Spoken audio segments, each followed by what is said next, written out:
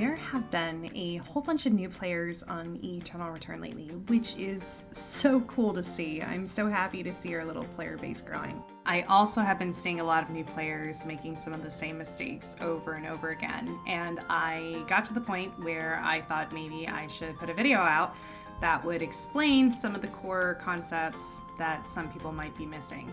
And I understand how overwhelming this game can be. I started playing roughly 8 months ago. I had played it before, like maybe a year or two ago when solos were still a thing, but I really started playing when squads took front and center. So trust me when I say I understand the immense learning curve that comes with trying to jump into Eternal Return.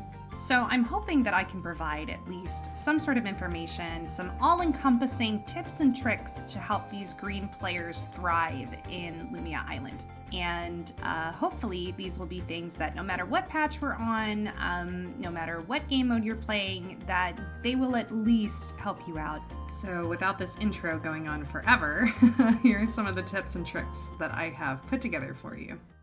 So tip number one, which may seem like a no-brainer to some people, I've seen other people struggle with this.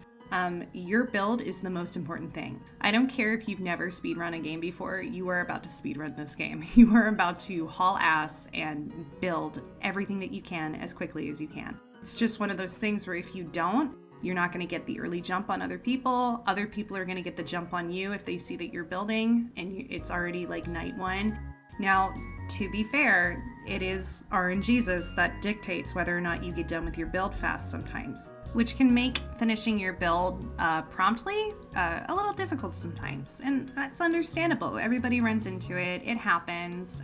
A lot of guides will tell you not to buy it, but if you're really struggling and you're just trying to group up with your team, or you feel like you're taking too long, just buy it. You can buy one item with credits. Yeah, it's not the min-max thing to do, but if you're learning and the build is the most overwhelming part, buy it. Now don't buy leather, don't be stupid. You can kill a chicken really easily even with no items and get leather. But if it's the paper you're looking for in Chapel and you've seen 4 Charlottes run through, you're not gonna find that paper without sitting there and digging through boxes for a while. Just buy it. Just buy the one thing. It's not gonna hurt your heart. It's not gonna hurt your game.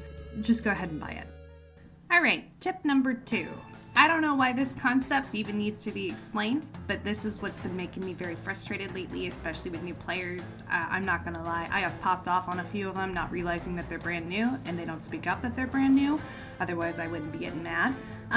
But you guys need to group up. If you do not group up, I don't think you understand how much of a detriment it is, not only to you, but the group.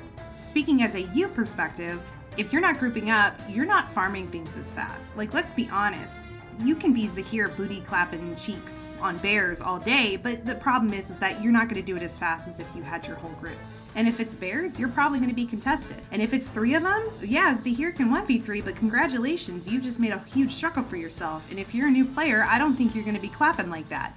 I don't think there's enough emphasis sometimes on the early game and how important it is to be grouped, because I don't think people realize how quickly the game gets going. As soon as you are done with your build, day 1, night 1, whatever, you need to be grouped, because day 2 is when the objectives start popping up. You've got meteorites, you've got trees, and you need to be in position for them. Whether or not you want to go for those objectives or you just want to keep farming, right after that is when the battle zones start and alpha starts. And the game is not for pitter-pattering around and trying to figure out, oh, well, what should I do next? You need to be constantly moving, you need to constantly be doing stuff, and you need to constantly be grouped. If you want to veer away for a little bit, you can, but you need to be somewhere close to your group, because when you die, and it's after day 3, you now have become a cost to your team, and that's a problem. It just is. So please, please, please group up, especially if you don't know where to go or what to do or the rhythm of the game.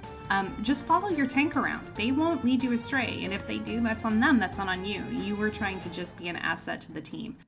Tip number 3 is very simple, and that is commit. Don't hesitate if there's something that you want to do. If you are somebody that sits in the back and you're like, oh, they're fighting, but I don't think it's a good fight, commit to it. You can always run away, you can always get away, somebody's going to try to get away. And if you don't, that's okay too. Remember, you're a new player, you're just trying to learn. The big thing you need to keep in mind is Eternal Return is not a spectator sport. Now, use common sense. If your teammates dive into a fight and 2 of them go down immediately, the most important thing is for you to get away, right? Because you want to keep the team alive. But if it's like we're losing because you sat in the back and you were him-hawing because you didn't think the fight was good when we obviously almost clapped 2 people, you should have been participating. That's on you. And it's hard to gauge, as a new player, right? And sometimes I see a lot of people freeze up, and guess what? You're not going to get through that without, actually trying to overcome that obstacle. I was a support player in League. I was a Bard main. I was really good.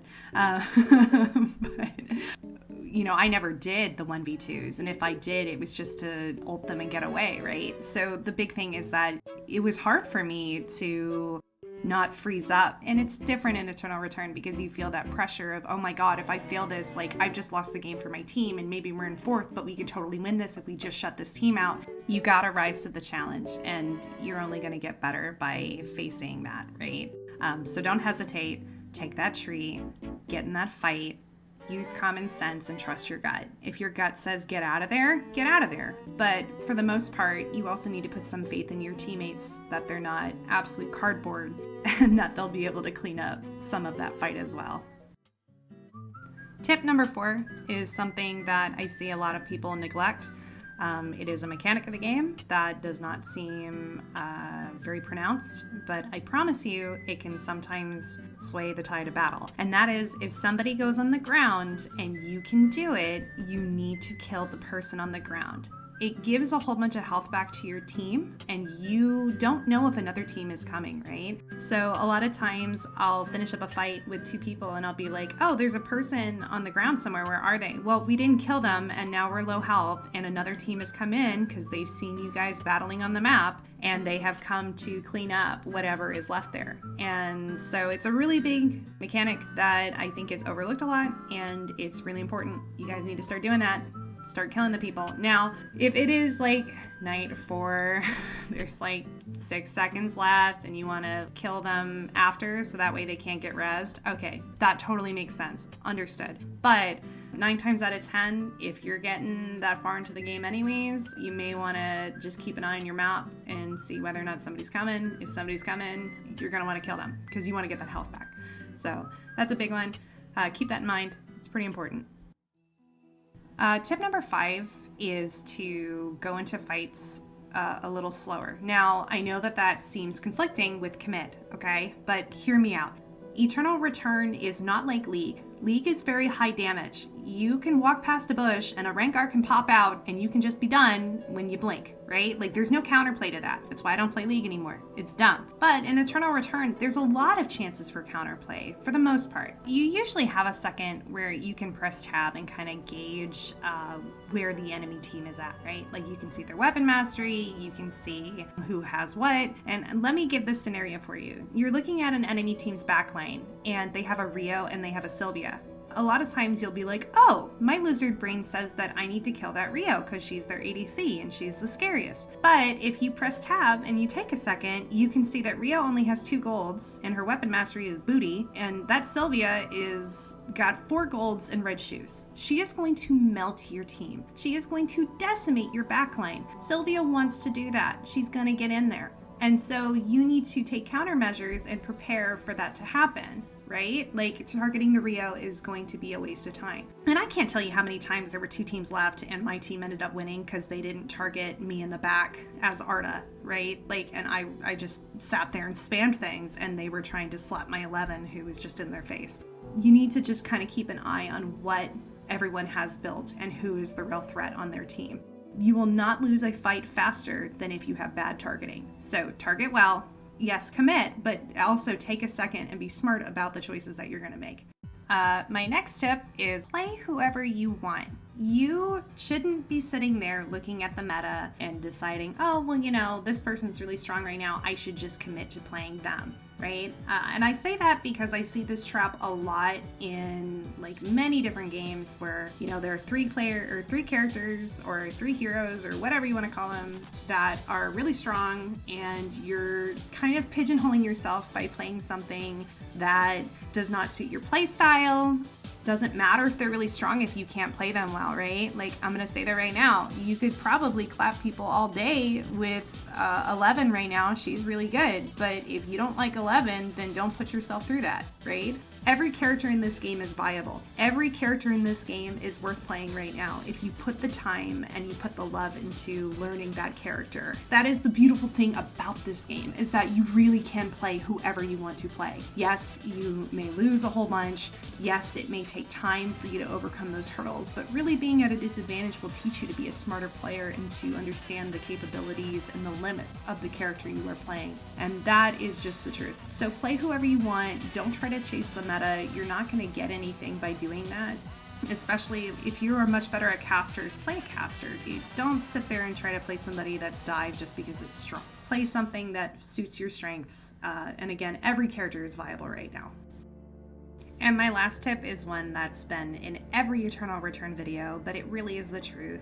You have to play the game a lot in order to get better. I have stated it before, it is a learning curve to play this game. You don't know where all the mobs are in the beginning. You don't know where all the items are in the beginning. And yes, you are lucky that the builds are kind of made for you. You don't have to try to figure out where things are. Trust me, you do not understand, if you are a new player, the struggle of trying to make butter with milk and sticks, okay? That used to be a thing, and that was awful. The game has become very accessible now, and we are at a point of the game where it really is easier for new players to jump into it. Yes, it can feel very disheartening going out 8th 2 or 3 games in a row, but you're not going to get any better by shying away from the problem. You have to just play the game. And every time you do it, if you just focus on a new thing, like, oh, this game I'm going to really learn where everything is in archery range, and I'm going to make sure that I group up with my team, and I'm going to make sure that, you know, I'm positioning myself better in a fight. Focus on one of those. Make that your goal that game, and you will see improvements, I promise you. And remember, it's baby steps.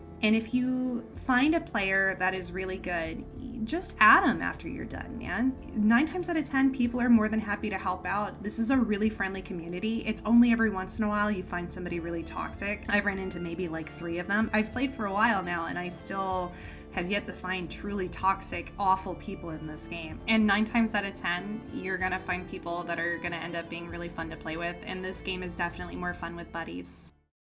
And those right there are some of the tips that I think are the most important for people just starting the game. Now, obviously, if you really need to know the actual mechanics of the game, like when can you die safely, like when do respawns happen, all that kind of stuff, I am more than happy to make a video like that if people are interested.